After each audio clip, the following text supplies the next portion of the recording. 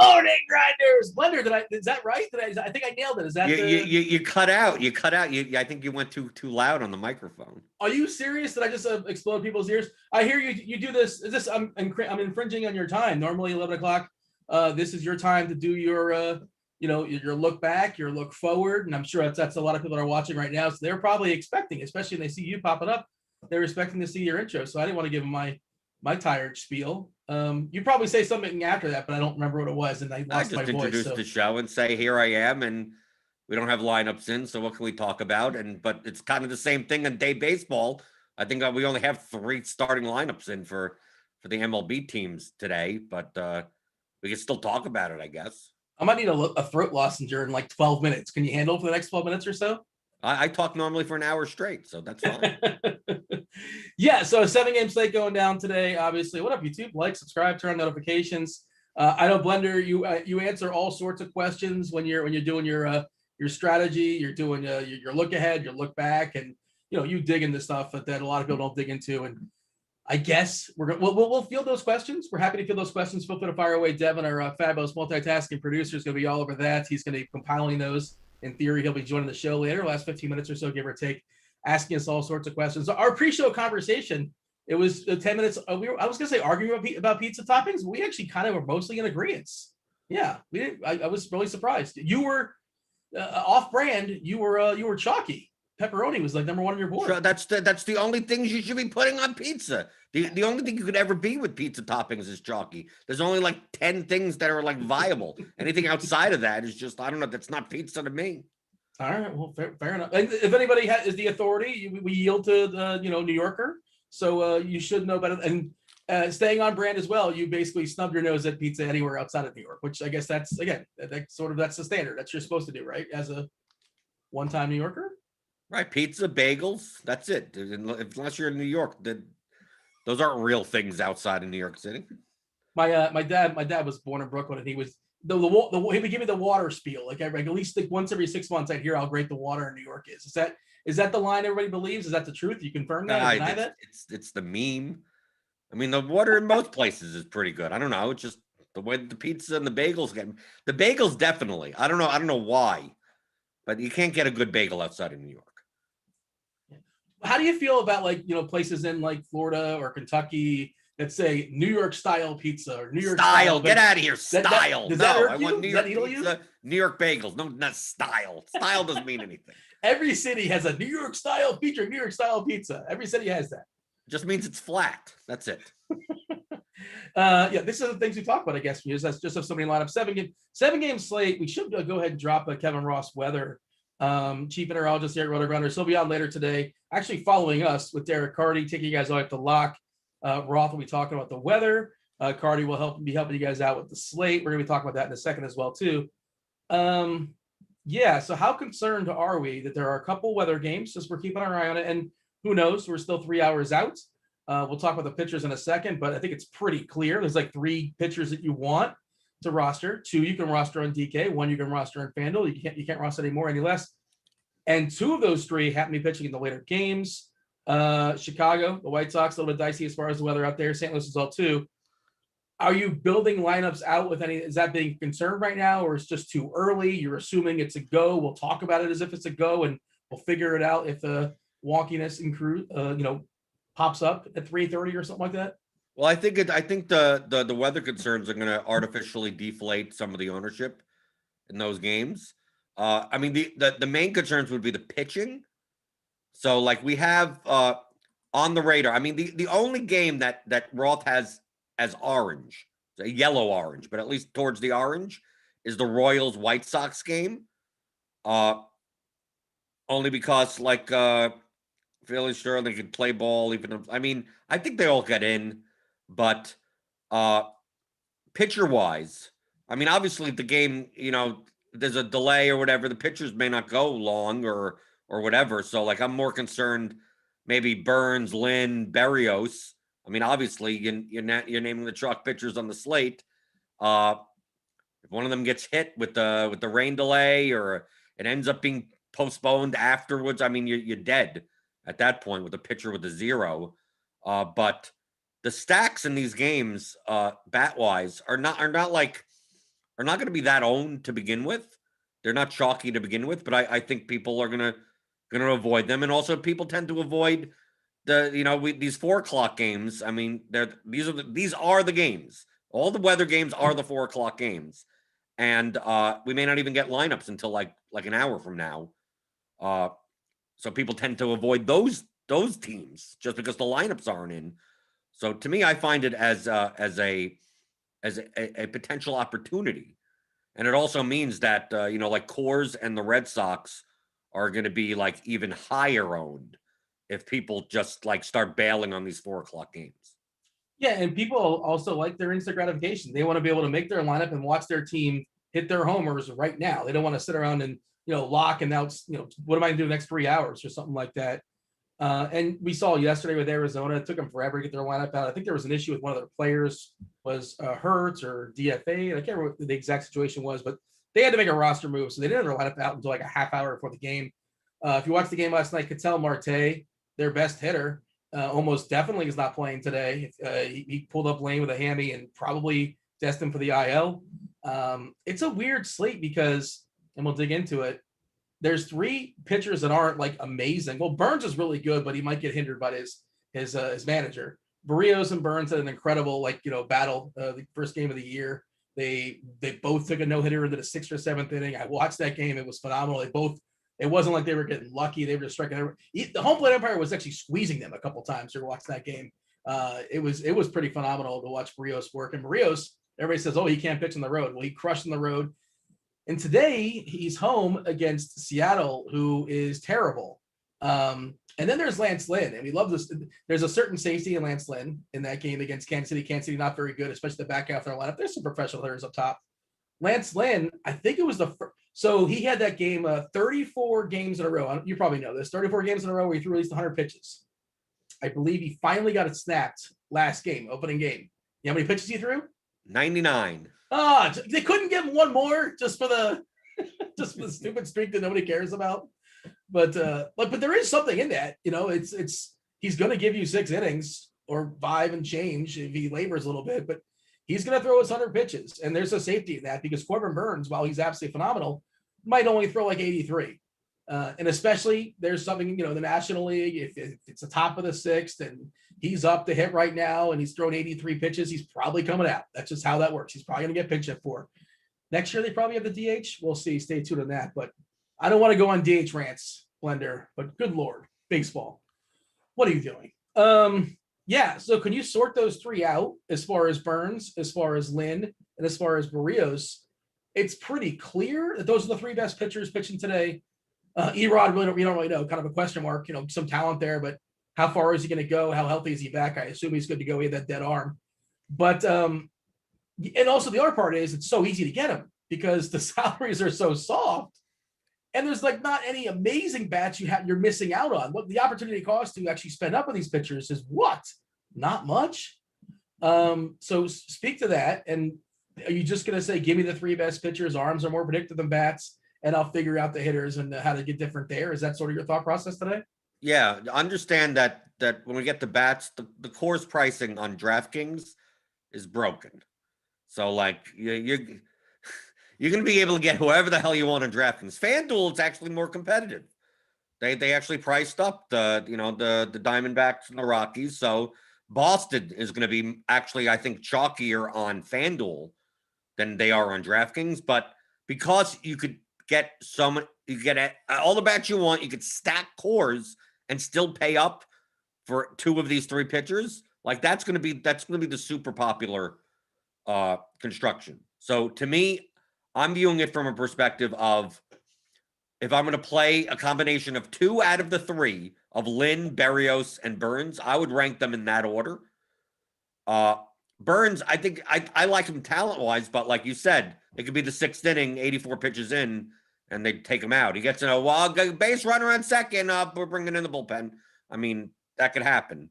But he has upside. I mean, he could strike out 12 in 5 innings, so he could still end up being the highest scoring pitcher. But if I'm going to play that type of construction, I'm more inclined to try to find an expensive stack that isn't cores. I know it's lower probability. Like, why would you pay the same price for a stack that's not in cores with that run total, like 4 runs higher than any other game on the slate, on a 7-game slate. Because baseball. Right, because baseball, and less people will do it. And then if I'm going to play cores, I'm more likely to take a shot on Erod or take a shot on like Taiwan Walker as my second pitcher. Doesn't mean I fade Lynn, Berrios, and Burns completely, but maybe try to get a lower owned pitcher. Maybe, I mean, I think that's it. I think that's my pitching pool today. I mean, Lynn, Berrios, Burns, Walker, and Erod. And Erod that's the high variance situation. Erod had 60 pitches in a simulated game. I can't see him pitching more than 85. I mean, 85, I think, is his max. But 85, that could be 5 innings and 9 strikeouts. But also, remember, it's Erod. It could also be 3 innings, 5 walks, and 4 earned runs. And you go, oh, only 4 earned runs. Yeah, then 6 innings of the Boston bullpen. Give me those Orioles. I mean, like, to me, right now we have Erod at fairly good ownership, and I'm not exactly sure why. I'm not with it. I'm not with it either. I mean, we have him on DraftKings. It's 37%. Now FanDuel he'll be less, but still 22%. I don't know what Jamino's hamster wheels the hamsters are doing on the wheels, but I just get the sense that Erod is not going to be that owned. He'll be owned, right? But maybe half of that. And then, yeah, because if Erod was 37% owned, I'll have 0 of them. I'm just like, I'm gonna go. Hopefully, he just pitches 70 pitches and he doesn't kill me, or he gives up 2 runs and it doesn't matter. But like Erod's the type of guy where if he was gonna be 5% owned, then I want a bunch. So to me, that's how you have to consider your construction, because on DraftKings it's going to be all about cores, and on FanDuel it's going to be more about Boston, then cores, and then like everything else is kind of off the board.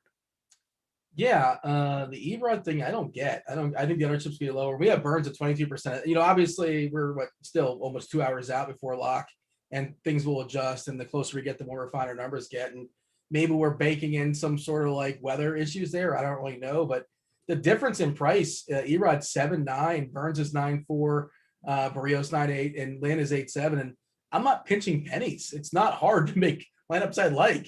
So I don't need that extra like 1.5K in salary. I'll take it. Sure, I'll upgrade it in a bat here or there, but my lineups look pretty good.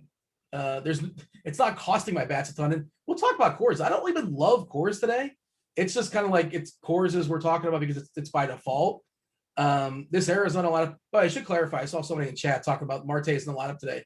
Yes, Starling Marte is in the lineup, and maybe I should have specified. Starling Marte is in the lineup for the Marlins. Ketel Marte for Arizona, which lineup is not up just yet, but I cannot imagine he plays baseball today. It looked pretty serious. He threw his helmet in disgust. So I imagine he will not be playing baseball today. He's the best hitter in Arizona. They're also without Calhoun for what it's worth. And that lineup's not great. And Gray looked good. I mean, look at first game. Dean, look at cores. They're vomit stacks in cores. But but isn't your vomit stack usually a bunch of dudes that like nobody's playing and like, well, let's just see if baseball variance is going to be my favorite today. But do you love a super chalky collection of hitters in Arizona that are mostly meh? It's not a great. These aren't great hitters in Arizona. No, I agree with you, but I'm just making the case that cores is the play today as the chalk, as the best value, as the whatever.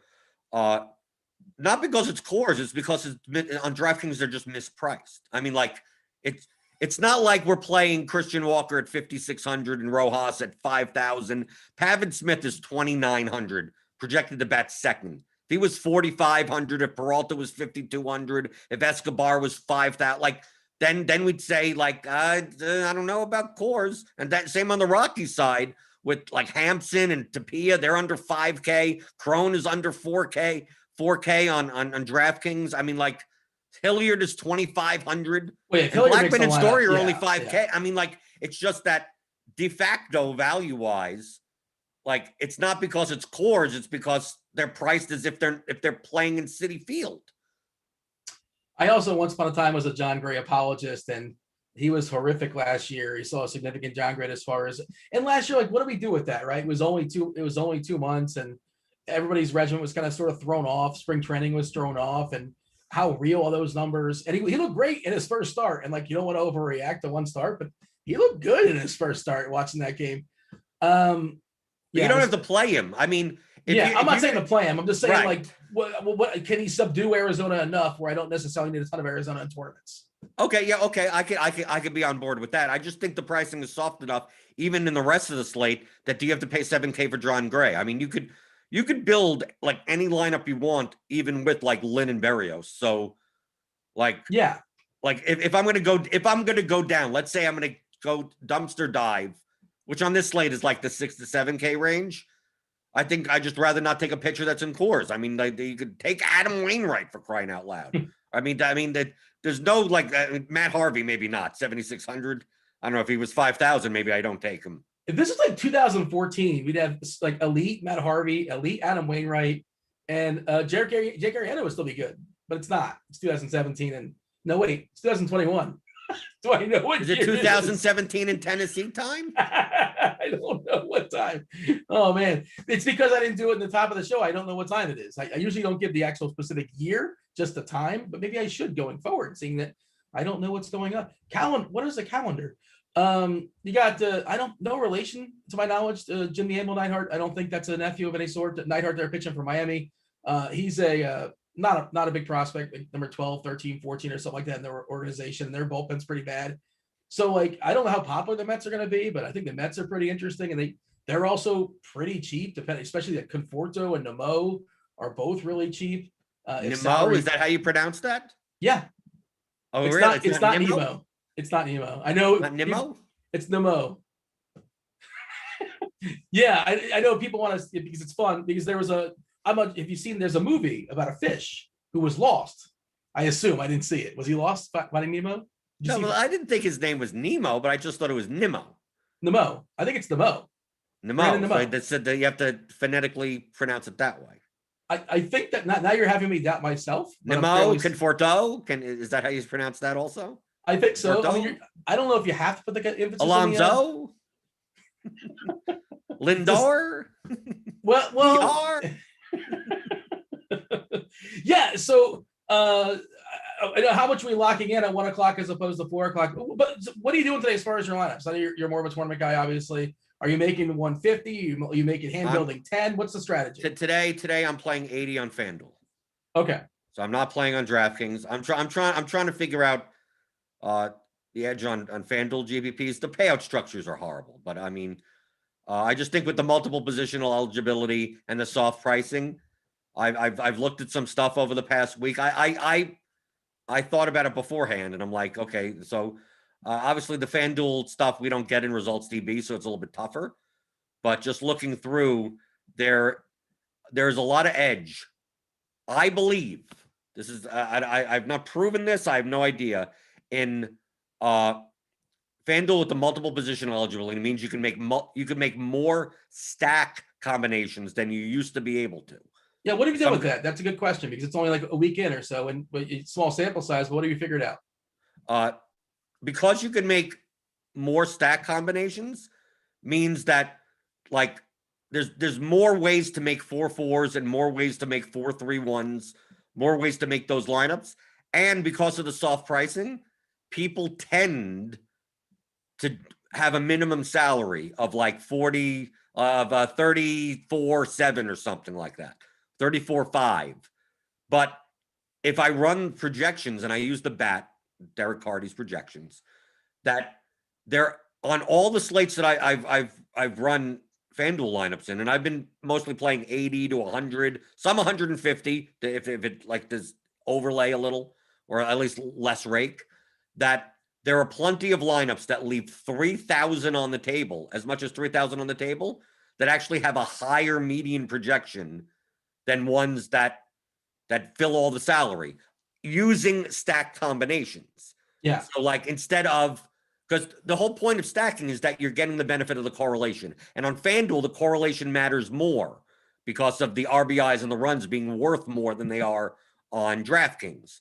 So You know, if you get 4 guys, 4-3-1, 4-4, those types of things, and the team puts up 10 runs, like the stack usually does well.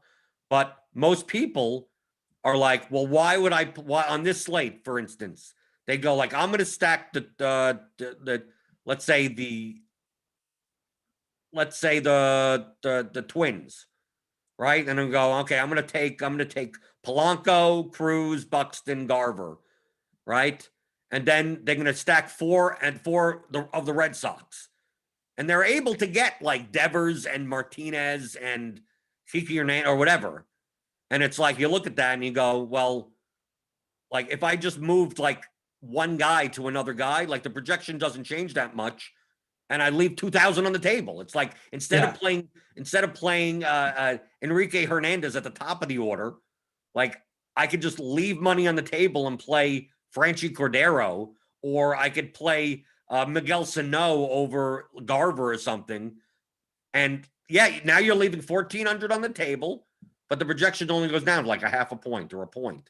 And like those lineups aren't being played because people are leaving minimum salaries in their like when they're building multiple lineups, or just if they're hand building and going like, why am I not just playing Nelson Cruz instead of Byron Buxton in this lineup? So they automatically just go up to Cruz, or they automatically go up to JD Martinez, or they automatically go up to Blackman. And it's like, well, the difference between in cores, the difference between Blackman's projection and like Crone's projection, I mean, maybe not on FanDuel because they're closer in salary, but you get what I'm saying. Like, Yeah. Like, and the main benefit is the stack. So it's like, if the team does well, like even the hitters that are 1,500 cheaper are likely to do well also if the team puts up 10 runs. And not a lot, and people aren't playing these types of line. I mean, people are not playing these types of line. They're putting in a Trout one-off instead of a $3,000 hitter that correlates with their lineup. And I mean, mathematically, there has to be an edge there when the ownership goes down and the projection stays the same. I mean, that's like, it has to be plus EV. Yeah, and especially if somebody's hand building, like if you have the money for Mike Trout, you're not going to click on Jason Hayward or whatever. If given the option, one or the other, of course, Jason Hayward can outscore Mike Trout. And I see people in chat talking about salary, and salary is a distraction, salary is a trap. And especially if you're coming from basketball, where salary for me is, I don't want to say it's everything, but it's huge. You know, as far as in NBA, you don't leave 2,000 on the table. Yeah, unless it's something really goofy's happening that evening, and a lot of players are out, and it's a small slate or something. Right, 2-game slate, 3-game slate. Yeah, I got to get different somehow. But no, in NBA, the salary typically equates to production. In baseball, a $5,000 player could have 0 points, and a $2,000 player could have 44 points. Yeah, like when people talk about hitters getting value, it's always a weird thing. I hear, what? That's not a thing. Like this guy got his value. Is he gonna get 4x? I'm like, what does that mean? I don't know what that means. Like. Yeah, because everybody's floor is 0. Like there's no safe hitters. We talk about that all the time. As far as if you're using the lineup builder, if you're using the RG tools, hey, you guys in chat, you guys can use that as well. Get yourself $10 off your first month of RG Premium. You can get a la carte just baseball. You can get all the sports as well. $10 either way. Give it a shot. Have at it with the lineup HQ. The Plate IQ we'll be talking about. You get Cheese's Goods. Absolutely ridiculously amazing article 5 times a week. Read that earlier today. You get Crunch Time coming up behind us with the Cardi, Ross, Weather as well too. You get Weather Edge, which is nice. Weather Edge, by the way, does not like Minnesota today, for what it's worth. Not a huge sample, which is important. Obviously, it's like 22 games or so. And also, you were talking about game selection, and you're right. I didn't play like the $20. I didn't enter the $20 whatever the big contest was on DK today because I think 33 or 35% with the first. I just don't want to play that. And it's not just the payout structure. Like the payout structure on FanDuel is worse, but at least I mean $5 an entry. I mean, like fine. These are the contests. These large field contests are the ones that have the weakest players, because the casuals are like, where's the top first place is 40,000. Yeah, who cares? Got to play a lineup or two into that. But the difference is that, yes, on FanDuel, the field sizes are bigger, because instead of a $15, $18 contest, it's a $4 or $5, $3. So, yeah, the field size is twice as big. But you also have to realize that there's more casual lineups in them. And at a $15 or $18 price point, Like it's in relation to the field size. I'm just looking at the dead money, right? So that's the Essentially, thing, dead though. money. Can I argue this though? Because I think casual players are more dangerous in baseball as opposed to basketball. Basketball, you actually have to know what you're doing. Baseball, you can research all day. Know everybody's WOBA. Know everybody's XFIP. You know everything. The ups and the downs of the slate. Who's due? Who's a positive regression, negative regression. Make the quote unquote make optimal lineups and finish dead last that night. And you did nothing wrong. Or you can just click like a couple pitchers and just like I'm going to stack this team just for fun. And here's a couple one-offs, and you can finish first in 5 minutes. Like that. Yeah, those but a things lot of can't people happen. don't even do that. That's what I'm saying. There's the edge. It's hard to make terrible. I guess what I'm saying in baseball. Well, it's not hard to make terrible. No, it's hard. It's easy to make terrible lineups. Go and just go. Don't stack and to do your Dean. Do your 1-1-1-1-1-1-1 stack. And, is that a stack? Right? 1-1-1-1. Right. Do your whole 1-1-1-1-1 stacking type of technique, and I'll show you some dead money. Or no, what ends up happening a lot, Dean, when I say dead money, I'm not talking about last place. I'm talking about lineups that don't have high first place equity.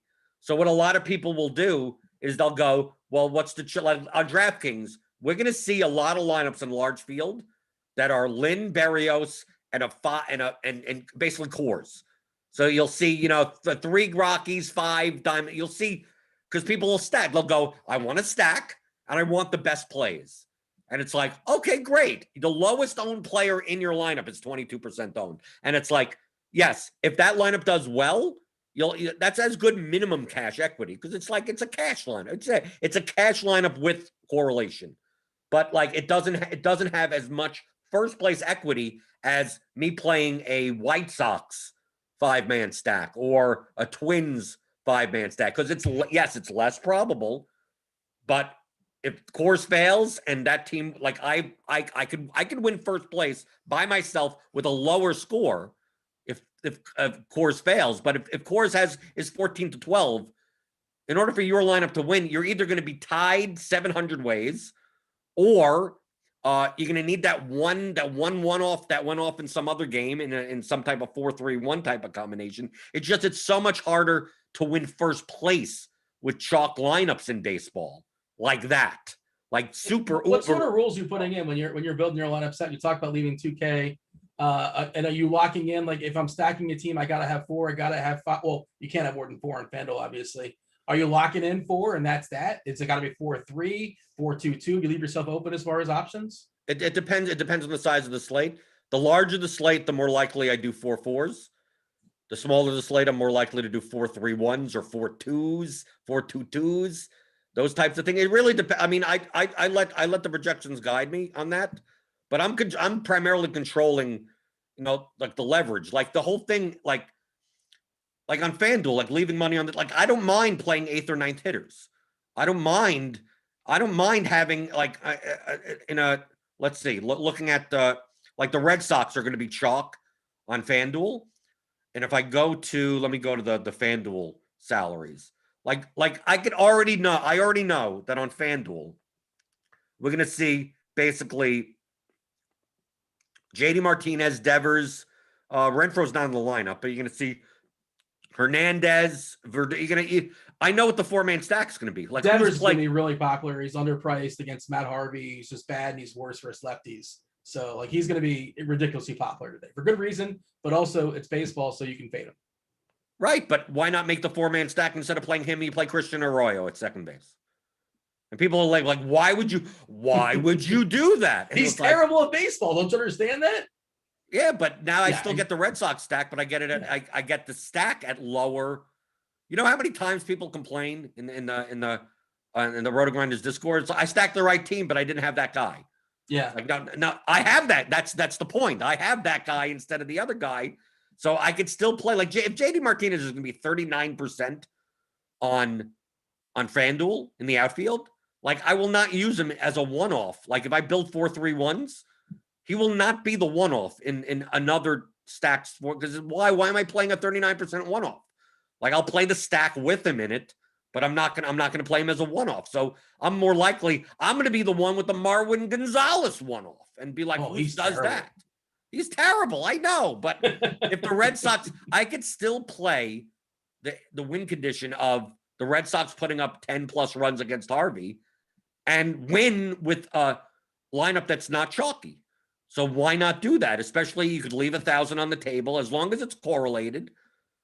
You don't have to just say who are the best 4 hitters, who are the best 5 hitters, and that's going to be my stack. And I played those same 5, those same 4 the whole way through. It's like, no, I don't do that. And everybody else knows that. And also, like, the best 4 hitters almost definitely are not going to be the best 4 hitters that specific day. Most likely that's not going to happen. Can, but everybody else has it too. Yeah. So I mean, of course, that's you're playing in cash games. You're just building an optimal. Who cares what everyone else is doing? Just build yourself an optimal cash game. But you're talking specifically as far as tournaments. Let's just we'll go around the horn briefly as well too. And we see people in chat. Fire up some questions pertaining to the slate. If you have any general strategy questions, feel free to fire those off as well too. Devin's compiling them. He'll be joining the show soon enough. We got a Diamondbacks roster. We got a lineup. Oh, no Marte. It's different than predicted. It's we got LeCastro leading off. LeCastro, Van Meter, Walker, Peralta, Smith, Escobar, Vogt, Perdomo. So basically no Rojas, no Cabrera, we got Escobar and Carson Kelly. No, so you have Vogt instead. Huh. But basically, this makes it even cheaper. So it's Smith and Van Meter are both in there, you said? Yeah, but Smith is batting 5th instead of 2nd in our projected, and Van Meter is batting 2nd. So Van Meter is going to be, he's going to be. FanDuel is 2,500, but I think on DraftKings he's like minimum price. Van Meter's coming out once a lefty comes in the game.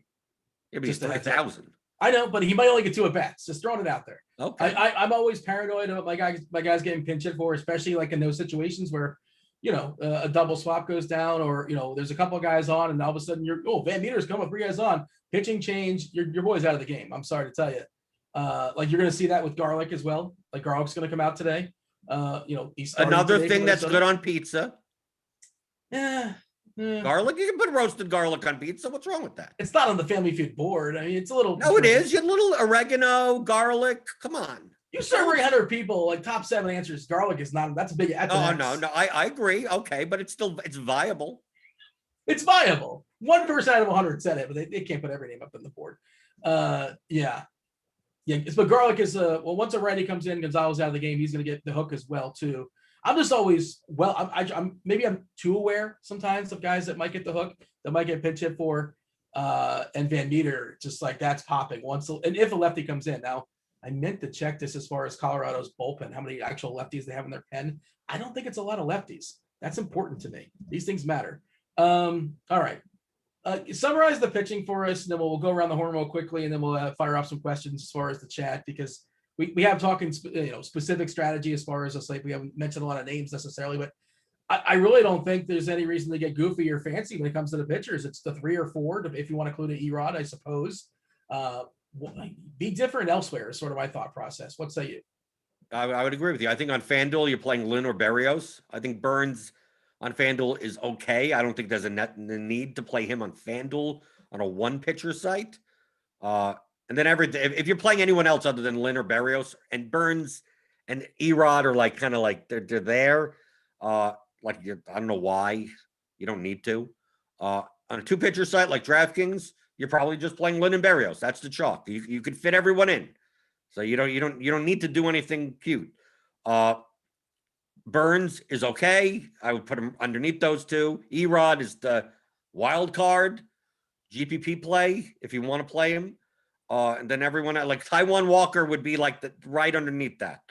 To me, everyone else is kind of blat. The only reason you'll play any other pitchers is if you believe that Lynn or Berrios like just have average games, just like if Berrios only puts up 16 points or Lynn puts up 16 points, like any pitcher on the slate could end up putting up 14 to 16 points, and so you didn't need them. But from a ceiling perspective, I mean, those are the choices. And if one of them gets blown up, obviously, fading them. Lynn we have been projected on DraftKings 50% owned, Berrios at 46% owned. So if you want super leverage, you'd be stacking Seattle or Kansas City, right, against those pitchers. Is it what I'm doing? Not on FanDuel. It's viable on DraftKings. So the pitchers are going to be more owned on DraftKings. Stacking against chalk pitchers on FanDuel is less leverage, only because people can only roster one. When you're forced to roster two pitchers, the two chalky pitchers end up being even chalkier. These prices are really, really cheap in Arizona, like you're saying. I did check. I only see, unless they made a change in the last day or whatever, I only see one lefty in that Colorado bullpen, Ben Bowden. That's the only lefty they have, as far as I can tell. So that is interesting. Bobby Bowden is pitching for. No, this is his nephew. Okay. Ben like Bowden. They have a 91-year-old in the pen. He's got a lot of guile. He's got a little. What's the dude's name? Jamie Moyer in this game. A lot of people in the chat there talking about their pizza toppings as well, which is important too. So yeah, the Marlins are playing today. We're not really talking about pitching against the Marlins, which seems kind of weird, but you mentioned Taijuan Walker back from a suspension. I don't know how deep he goes, but I think he probably is fine for 5 innings. That Marlins lineup is pretty terrible. But again, the difference in price to get something that's a little better, assuming weather holds. And again, stay tuned for Roth as far as that. Roth and Cardi, if you guys premium. Crunch time coming up after us. And there is some weather lurking in both St. Louis and Chicago. You mentioned FanDuel. I want to get that quality start. It's hard, it's hard to peg that, but I would say that Burns, he might just strike out 9 and go 5 1/3 or something like that. Lynn has got a better chance of getting the quality start. I would argue that. You don't need it if Burns makes up the difference in strikeouts. And Barrios against Seattle, Trammell, I assume he's going to be in that lineup as well. Like, he struck out a ton. The bat hasn't, he's a prospect who's got some wheels, but the bat hasn't projected to strike out 30% this year. That Seattle lineup, there's plenty of Ks there. And Barrios, was amazing his first game. The ballpark is the weather today. It's more pitching weather as opposed to hitting weather. Going around the horn real quickly before we hit up to Devin. I know you love doing this. Your favorite guy. Don't tell me we're doing position by position. You hate this, right? You want to do this. You're playing stacks teams. Who cares about positions? So let me present something to you. Like, I know you and a lot of guys like you are like, you're saying I'm going to get 5-man stacks on DK, 4-man stacks on FanDuel, and you're rolling out 100 teams or 150 teams. I don't do that. I mean, I don't play 100 teams. I don't play 150 lineups. I'll hand build like 5, 6, 7, maybe 8, depending on the day. But you're still stacking though, Dean, right? You're still stacking? I'm still stacking, but I'm generally going like 3-3-2, like 4-2-2. Because guys like you are you're having 150 combinations with rules that say I want 4 or I want 5. And so the audacity of me to think I can like hand build and do the same exact starting point of I'm going to have 4 or 5 and somehow trump you. Like, it's not going to happen. Well, no, it is going to happen because there's so many people like you that are playing non-stack lineups. No, we're stack ups. Everybody's on stack. Stack's not a CSV. No, it isn't. Download the CSVs. Look at results DB, Dean. People are not obsessed with stack still. You're saying that the stacking is not jump the shark? Well, not jump the shark. Of course, it's supposed to do, but my thought process is, and you can tell me if you think this is wrong. My thought process is well, first of all, if 3 guys from 3 different teams have huge games, you probably don't have them. Because you're double stacking 4 and 4, so you can't have all 3 of those guys. It's not possible. If I play 4-3-1, I could have 4, 3, and the one guy that hit the 3 home runs in the other stack. Yeah, sure. Well, and on a smaller slate, it's less likely for that to happen. On a 10 or 15 game slate or something like that, of course, there's going to be multiple guys that have monster games that you may not get a piece of. But if we're all starting from the same starting point of, hey, I'm gonna have a 5-man stack and that's it. But we're not all starting. There are tons of people that don't stack. Okay, just so maybe my theory is wrong. Look at what I said before, Dean. You can play the chalk stack and just and you play Boston, but instead of playing Alex Verdugo in your stack, play Bobby Dahlbeck batting 9th. He'll be 1.2% owned, even though he's part of the Red Sox stack. And then you do that, and he hits the home run over the. Well, now they're playing in Camden, so they're whatever in Oriole Park. And then you go, I would have won if I just didn't play 3-3-2-1 1-1-1-1-1s. If I just played Bobby Dahlbeck or Christian Arroyo or something, like you could still play 5-man, 4-man stacks and still be different. All right, jumping around from position to position. I'll just do it real quickly. Before we turn, well, maybe we just bring Devin on. I don't know if Devin can ask us if it comes up organically. If you're playing, because position by position is a cash game mentality. Yeah, I'm fine with doing that. Just understand that that the best play, projected play in baseball at a position, and there's so much variance that's like, okay, here's who's the projected best, whatever. But you're most likely, unless you're playing cash games, you're never building your lineups in a position by position format. Well, give me this before we bring Devin on. Just give me this. Tell me how you're building your stacks today. Okay. I think on DraftKings. Okay, go on DraftKings. We'll go draft because it's different because the cores is priced way too low on DraftKings. If you're gonna play the chalk, the chalk stacks are the Rockies, the Diamondbacks. People are gonna get cute on DraftKings and say I'm gonna stack against Matt Harvey. They're still gonna be owned. So the Red Sox are gonna be like the third most owned. I think the way to go strategically on DraftKings is to play the overpriced stacks because you could still play Berrios and Lynn and still play a team like the Twins, a team like the White Sox, a team like the Mets. The Mets aren't that cost. I mean, they're not expensive. It's just that cores is so underpriced that you look at like, why am I paying more for the stack of the Mets than I am for the Rockies? That type of thing. But less people will do it. The vomit stack that's underowned on DraftKings, I think, is the Orioles against Erod, especially if Erod's ownership ends up being 30%. I love the Orioles in that spot, but like I'm looking on DraftKings. I'm not playing on DraftKings. I mean, I'm doing a similar type of thing on FanDuel, but I'm less inclined to say like, well, let me take the Marlins or let me take the Pirates. It's like, no, I almost want to overpay for the ceiling of teams that people are not going to choose because they'd rather play cores. And then on FanDuel... Well, hold on, just 1 second. Whitmore is a ridiculous 6.1K on DK. Sal Perez is 5.8K. And you got the leverage of facing Lance Lynn. And we have the money for that. And you're clearly overpaying. Yeah, that's hurricane prices for those dudes, but it's baseball. And who cares? Why would we not consider playing those guys? I mean, you They're can. actually good, too. Okay, but that's the extreme version of what I'm saying. Okay. Do you have to go to that extreme? I don't know. Is it worth doing it? You want to take a shot?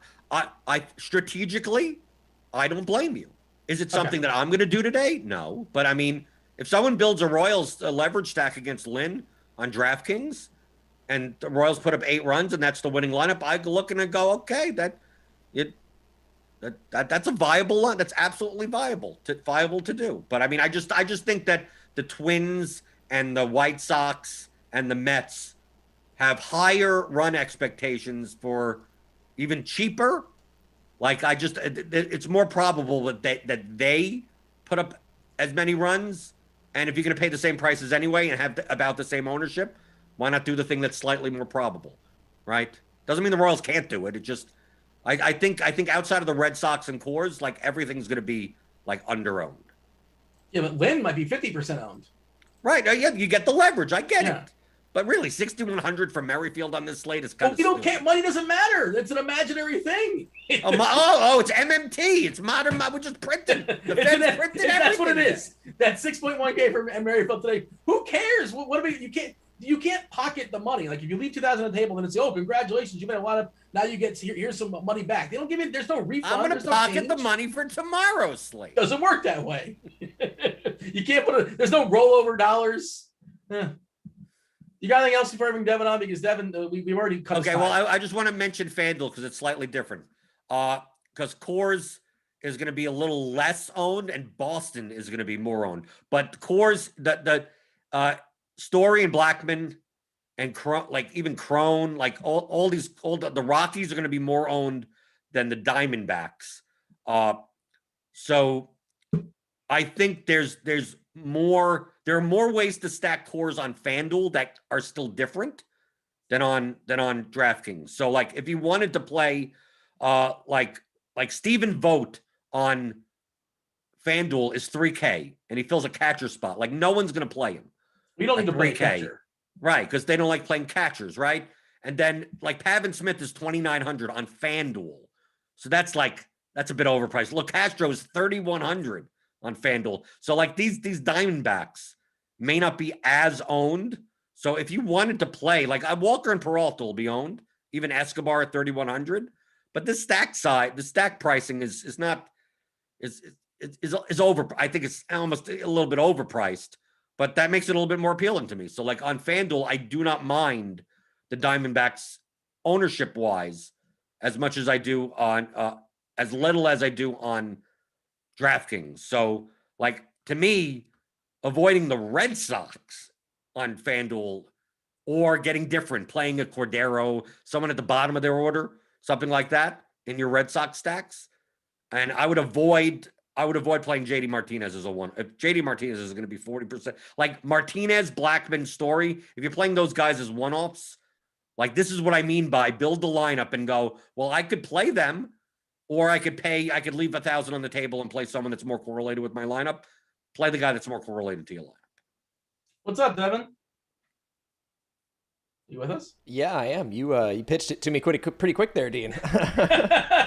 Well, I feel like I gave you a couple of false starts, and then I just, we had a mound visit. We threw the ball at first base. We were delaying for some reason. Well, but yeah, you got some questions on behalf of the chat? I have a couple of questions. We'll give people some time to throw some more questions in there. First off, I have two things I want to bring up with you, Dean. One. Oh. Our pre-show conversation about your camera freaking out, it's wigging out like crazy. Is it? You look purple, and then the green screen freaks out a little bit. I took an everlasting gobstopper.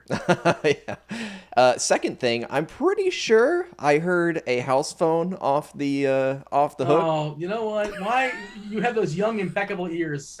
I was behind the scenes, like mashing these headphones into my ears. Like I'm pretty sure that's the ringtone. I hear it too. I thought I was the only one that's, yeah. Imagine it's tilted me. It's right next to me. But yeah, what are you going to do? Oh, what are you going to do? I love the topic of viable pizza toppings. I just love the word viable when it comes to that. Yeah. Jordan, you had a friend in chat, MRAT Gaming from the Soccer DFS Discord channel. Wanted to know, is Franchi the MLB equivalent of, and I'm going to try this, Juan Mata? No. Franchi Cordero isn't that. Now, Juan Mata is a guy that it was on Man United that I always play. He was always 4,000 for and he took like a couple of set pieces, and I would roster him all the time. No, Franchi Cordero isn't. Like, I'm not playing Franchi Cordero as a one-off. He happened to be the guy because the Red Sox are going to be chalk, and it's like the bottom of the order isn't going to be owned as much, and his name sounds the funniest. Arsenal's a lock today. Is Dean dabbling? You're playing Europa League soccer today? No, are they actually playing? I don't know. That was a shot in the dark. Arsenal game a couple years ago. It was pretty awesome, but that's why I went Arsenal. I took the stadium tour. We don't have time for that though. We have questions from Devin. Well, also just an update for people. Crone is not in the Rockies lineup. Okay. Fuentes is starting, so it's Hampson, Tapia, Story, Blackman, McMahon, Fuentes, Hilliard, Nunez. So Crone, 3,800 on DraftKings. Get him out of your lineups. Crone is 3,900 on FanDuel. It'll make the Rocky stacks even cheaper on FanDuel. It's a pick'em. It's a pick'em today, essentially. Starting to feel like basketball over here. RJ wanted to know. All right, this wasn't really a question, more like a comment. Good spot to play John Gray potentially as an SB2, but not really needed today. It was a follow-up. That's kind of the thing. And I think maybe a way of playing him is just not playing Arizona, if that makes sense. I don't know. Guess it depends on if the stack is still chalky after the new lineups come out. Seems like a lot of things shifted in this recent update. Well, I think the Diamondbacks will still be chalky on DraftKings. They won't be as chalky on FanDuel, but FanDuel's only a one-pitcher site, and why are you playing John Gray on a FanDuel? Like it's one of those things. I would understand that more if the Diamondbacks were priced up and people were still playing them at a 25K stack size, and it's I want to play John Gray against a chalk stack that's overpriced.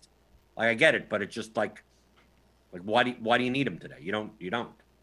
If you somehow lose Lance Lynn and Jose Barrios late, if there's some weather issues, well, that game starts an hour beforehand. But yeah, I don't know. Otherwise, I'm with Blender. I don't think you have to play John Gray. Although I think he's going to be okay today. And we'll have to see when Roth updates his weather. I imagine we'll be getting a post-lock update on Twitter, but obviously anybody can pay attention to the forecast page here on your screen now. But that's all the questions. Do we time it? I think we got to go. The only thing we have to yield for. That's true. Yeah, we actually nailed it. So why don't you take us home, Dean? I feel like we didn't talk about anything as far as the slate. It's because we didn't do your classic position by position. I know. Do the people like this better or worse? Me and Tuttle didn't do position by position yesterday. And did you get like thumbs up and stuff? That people? Yeah, because we talked about strategy, pitchers and stacks. Yeah. Who's going to be owned, over-owned, under-owned? The players, who knows? Who knows who's going to hit a home run? Lorenzo Cain had a double dong yesterday. Who would have predicted that? Ridiculous. Out of the one hole. I'm not playing. Accidental I played Roman him in cash. Quinn. I was good. I loved that. Who's that? My accidental Roman Quinn, 0.34% owned. Did better you played than Roman Quinn? It was an accidental piece of my Philly stack that I just didn't follow up on after the lineups came out. Did better than Did he some not of my, start? It was like a pinch hitter or something? Didn't start. Got 14 points. What are you going to do? This is the point I was making. You can just click buttons in baseball and win. So that's the show. Then 50 minutes of click buttons, play what How's you that want. helpful? That's not helpful. That's the show? Sometimes that's more, hey, Dean, sometimes it's more helpful to like, oh, I'm going to look through 5 hours worth of stuff and then realize that none of it matters. You might as well just bang your head against the keyboard. Maybe that's better. Dean, you also forget you're talking and I'm clicking through our tools, so I'm showing them what to click. Yeah, that is true. Hey, if you guys want to use those buttons, those tools at your own leisure, feel free to get to $10 off your first month. RG Premium links dropped in chat. Feel free to like and subscribe. If you guys are Crunch Time members or premium members, you can watch Crunch Time following us with the creator and the curator of the Bat, Derek Carty himself.